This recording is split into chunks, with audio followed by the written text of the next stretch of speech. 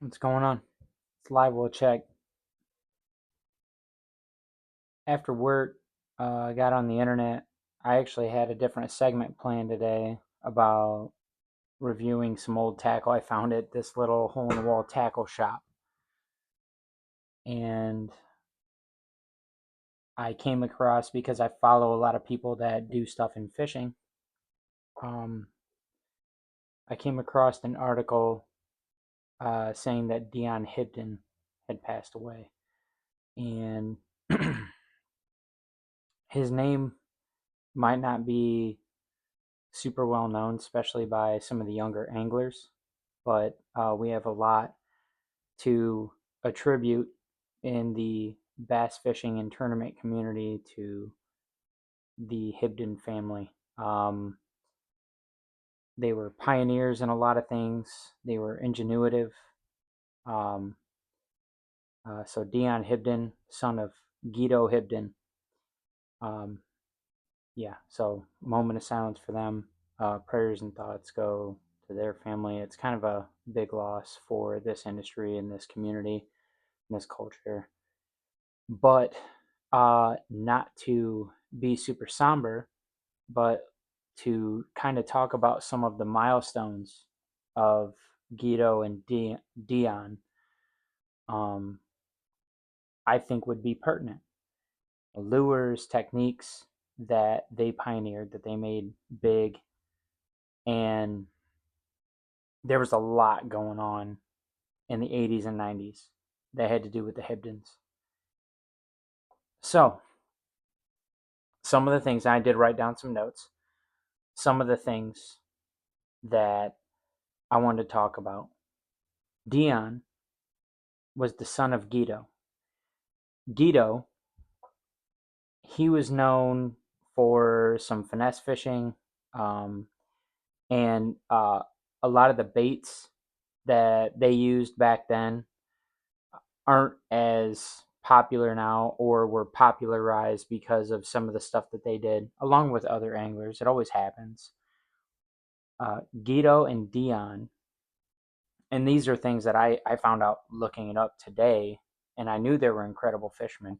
But Guido and Dion are the first father son combo to fish in the Bassmaster Classic in the same event by qualifying separately and fishing as competitors. The first classic that they fished in together was in 1988, and that would be at the James River. And at that point in time, Dion, the son of Guido, was the youngest angler to qualify for a Bassmaster Classic in BASS history. So, right there's a milestone. Then you have the father son combo milestone. And then Guido won the 1988 Classic, fishing in a small creek. And that was, like I said, at the James River, where he was throwing a jig around. Um, Guido went on in 1990 and 1991, won back-to-back Angler of the Years. That's, I don't know how many times that's been done. I didn't look that up, but when you start thinking about people that have won multiple Angler of the Years, we always talk about the Rick Cluns, Kevin Van Dams, those kind of guys. Nobody's talking about Guido Hibdon. And they were a fishing family. They guided a lot, so they were always on the water together. And I actually went back and I watched some of the highlights from the 1988 Classic. I heard it was pretty legit, and I like that old footage. No live scoping, no GPS, just guys using paper maps, breaking stuff down, using marker buoys, triangulating spots out away from shore, trying to find humps and stuff. And it showed him and his son out there, Dion, who, like I said, has passed away. Um, it showed them on the water, breaking water down together and talking. And there was a really cool clip of them pulling the boat out. And I've never heard of this before. Maybe I'm just a novice boater, which I'm not, but I've never seen or heard of this before. They had a double deck bass boat trailer, both their bass boats on it. I took a screenshot of it from the video. It's so sweet. I'll clip it in, but it was really cool. Literally double deck. So that was pretty sweet. Um, the cool thing about the James River, and this seems to be a common theme. So the James River, I went back and I looked at all of the classic weights, and even to this day, when you start talking fourth lowest weight of the best bass anglers fishing in a tournament for big prize, that big trophy, you're talking one of the toughest classics all time. Guy was a grinder, you know. And you'll hear a little bit about Dion, which is kind of cool. Dion never won Angler of the Year, so his dad won back to back. The first classic Dion qualified for, he fished against his dad. That was at the James River. Well, Dion, he won the 1997 Bassmaster Classic, Lake Logan Martin, on a spider grub. So his dad won on a jig. He won on a spider grub, and that was in 1997. And then in 2000, he won the Forest Wood Cup, which is the FLW biggest bass tournament of the year. He won the FLW Forest Wood Cup trophy at the Red River on a small flipping jig. Sound familiar? So in the 1997 Bassmaster Classic on the Red River, it's the smallest margin of win in classic history, and it doesn't get any smaller because it was by 1 ounce. Um, that's crazy. 1 ounce, and he won the Bassmaster Classic. So obviously that was a really tight one. Now the weights weren't as low as his dad's win, but you start talking about really tight races. 1 ounce, that's crazy. And I think some of the next lowest couple, one of them was one of the toughest as well, was the Three Rivers tournament that Kevin Van Dam won, because he only won that by 6 ounces over Aaron Martin. Dion, never winning Angler of the Year, but he's only one of three guys that ever won the Bassmaster Classic and the Forest Wood Cup. And the other two guys are Luke Clausen and somebody you may have heard of if you follow fishing at all, Jacob Wheeler. Jacob Wheeler is known as one of the better bass fishermen of all time. And I know he's still fishing now. He's still very productive now. He's doing well now. But when you really start thinking about some of the names, we leave out Guido, we leave out Dion. Nobody really talks about them. Yet they're in some of this like elite company when it comes to some of the stuff that they did with Angler of the Years, Bassmaster Classics, winning Bassmaster Classic and Forest Wood Cup. These are tough tournaments. A lot of people don't win more than one classic, and a lot of people don't win more than one Forest Wood Cup, let alone winning both. So that's awesome. And there's a lot to be said about a father-son duo that were able to do some of these things over the years.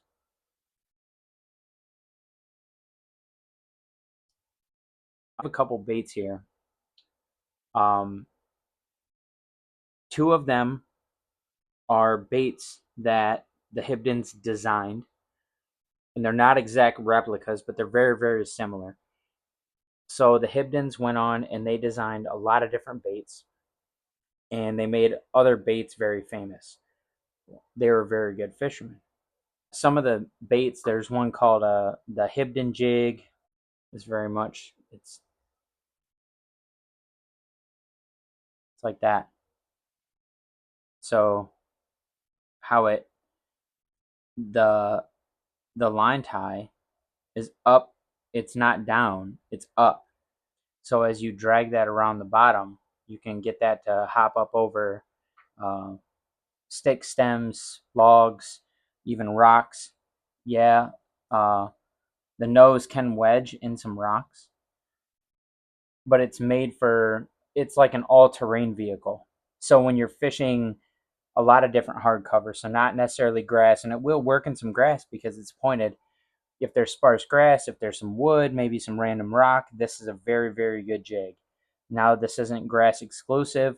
Um, it can be really good in wood, just wood, but obviously, if it's just rock, this wouldn't be what you would go for either. But this is a very, very good all around jig.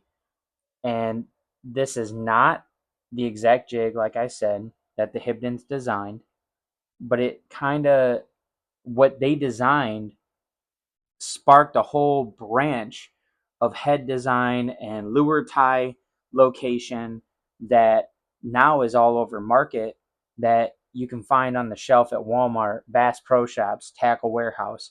You can find these lures everywhere. And a lot of it has to be, given some credit to, and there's other fishermen too, not just the Hibdons, but these guys were some of the first ones to design stuff like this and then make it famous because they're winning classics and they're doing well and they're guiding at times. So, yeah, this is actually just a basic jig mold, and this is a homemade jig. I painted it, put some skirt on it, and stuff like that. So, this is just one of mine. But yeah, that the way that that can come over a log is just awesome. This is not the exact plastic replica by any means. This is very similar. I couldn't find any. I know I have some somewhere, hidden somewhere, but this is very similar to a Guido bug. And I think it was Gambler has put out a lot of different lures that they've made, but this is very similar to a Guido bug. And you throw that on the back of a jig, so you'd have that, and it would look like that. And then there's no question why they're winning so many tournaments, you know. But they tinkered with baits a lot. So two other baits that I'm about 100% sure that they did not design, and I know one of the first designers or first people to really put out these baits is a bait company called Bobby Garland, and I actually have some Bobby Garland right over there from that small tackle shop that I stopped at. I couldn't. Yeah, I'll bring him over here in a second. I'll go grab him. Dion, when he won his classic, he won it on a spider grub. If you don't know what a spider grub is, this is a spider grub. This is single tail. A lot of them are double tail. It's basically a skirted grub, right? Very cool. You put a lead head in here. You can Texas rig it. A lot of guys just put lead head in here, and it floats real slow to the bottom, sinks real slow to the bottom, and it's a big thing for guys that fish for smallmouth and spotted bass. It does work on largemouth, obviously. Any fish that sees this, walleye or whatever, will eat this because it looks like a little crawfish or a bait fish. So that's really key. And he popularized that. Dion Hibdon popularized that because of his classic win. And that was on Lake Logan Martin. So this is definitely just something that I grew up fishing hula grubs or spider grubs. I didn't have a ton of luck on them. I was impatient with them. Same reason why me as a kid I didn't use a lot of jigs. I didn't really have the patience for them. It induced a little bit bigger of a strike, so I was always using a rubber worm. And let me go get those Bobby Garland ones, and I'll show you. They're still in the package. I was waiting to show for that tackle shop kind of episode I was going to do, but hey, why not?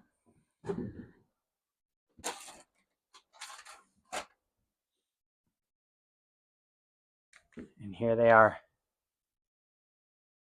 Discarded grub.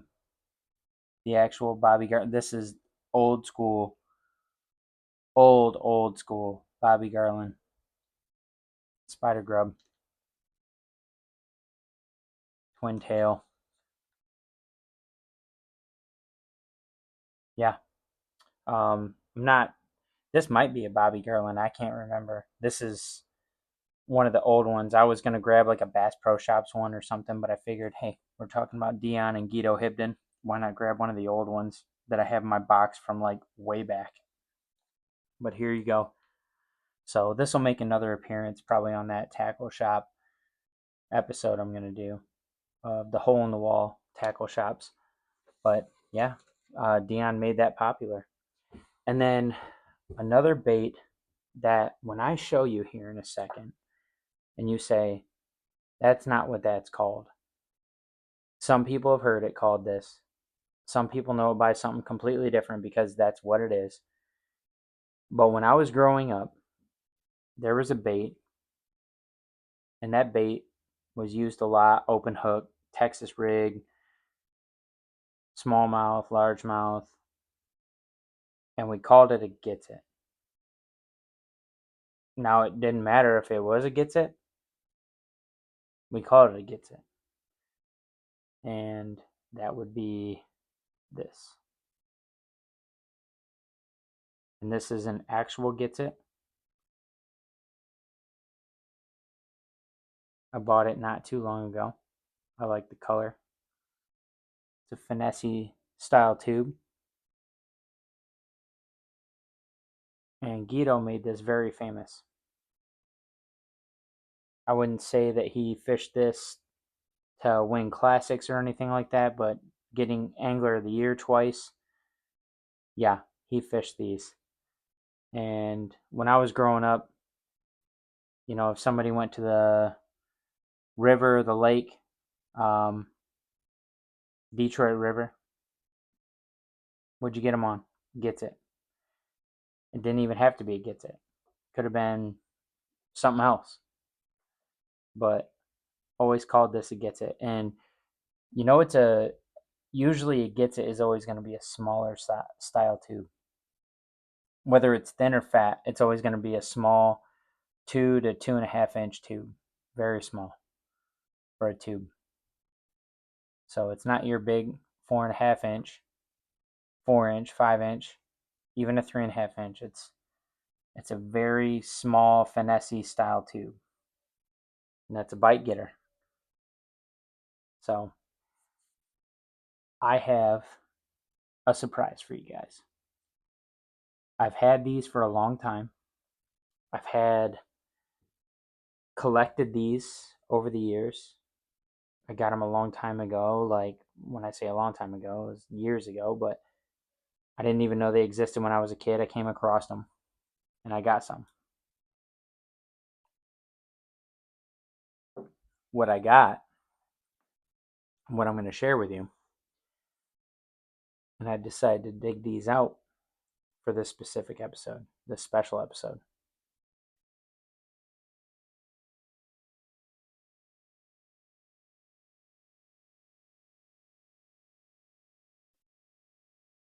Fishing trading cards. Look at these. I straight out of the pack, put them in penny sleeves. I do collect ball cards and stuff like that, but these are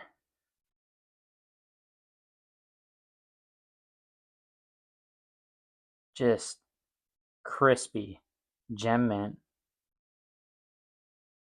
original cards.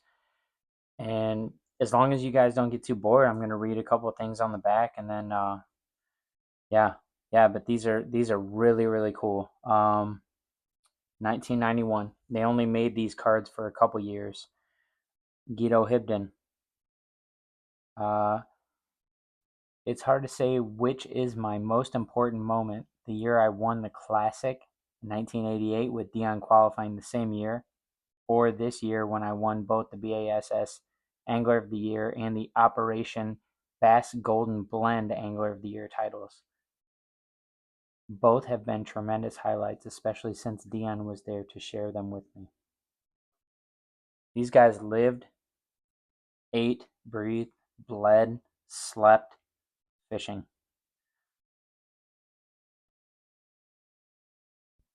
Rest in peace, man.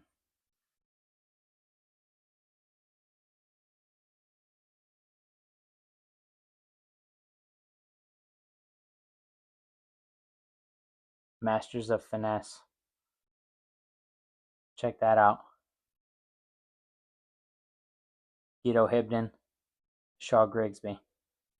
Talks about how they were they finished the year of this, so Guido would have won Angler of the Year when those cards were made, and Grigsby finished 2. Now, different year. This is 92, 93. Look at that. Just clean. Just clean. Has some of the sponsors on the back. What I found interesting is favorite pro star. Guido's favorite pro star. It has this for all the pros. Larry Bird. Favorite bass pro. Guido Hibdon Sr. And then it has a bunch of sponsors and stuff. Stuff on there I've never heard before. Favorite pro star for Dion Hibdon. Bo Jackson. That's a good one. That's a really good one. Bo Jackson. Favorite bass pro. Guido Hibdon. So he gave a shout out to his dad. Um, yeah, this is just really cool. Like I pulled these out and I never really, I guess, looked at them that much. You know, they were just cards. They're old. They're rare. They're really rare. I have more. I have some in the boxes that I've never opened before. They were $100 a box or whatever, but they're really cool. And then check this out.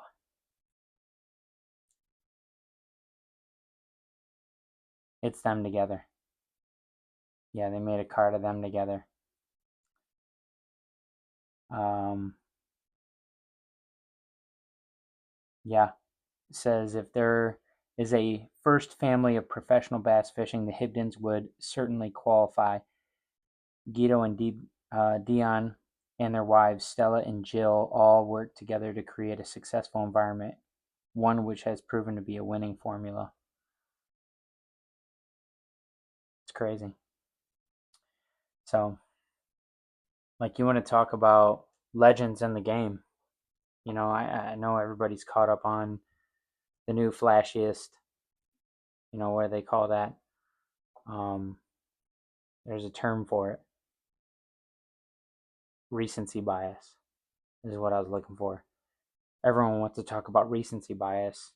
You know, you forget that, guys were out there making this famous, and this jig right here I can pour in my own shop in my shed, and it probably had a lot to do with the Hibdons and the way that they had intentionally created a jig that was much different than other jigs at the time. So yeah, I was gonna film something completely different and decided that this would be more pertinent. With Dion passing, rest in peace. He will be missed.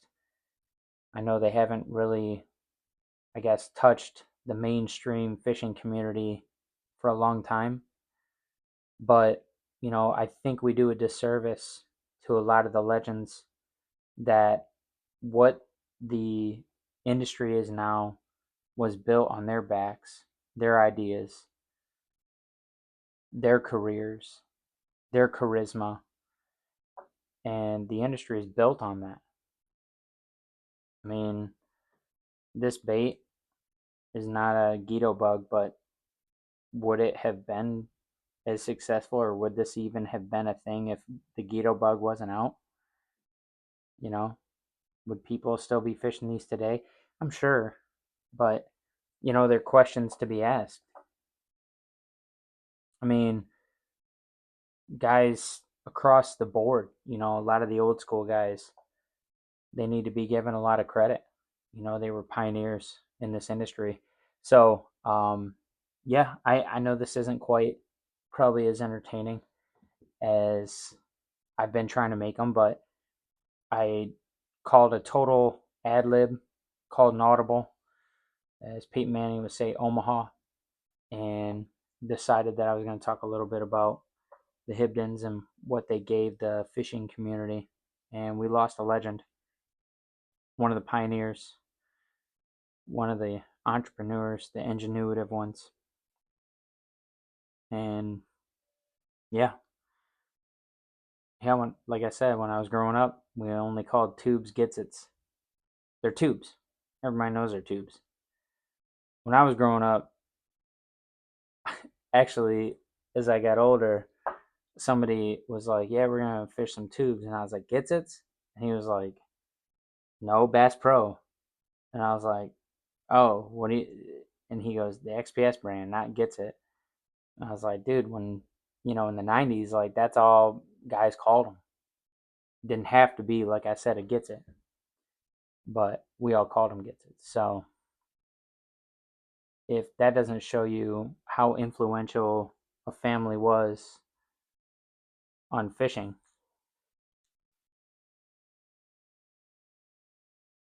you know, I don't know what is.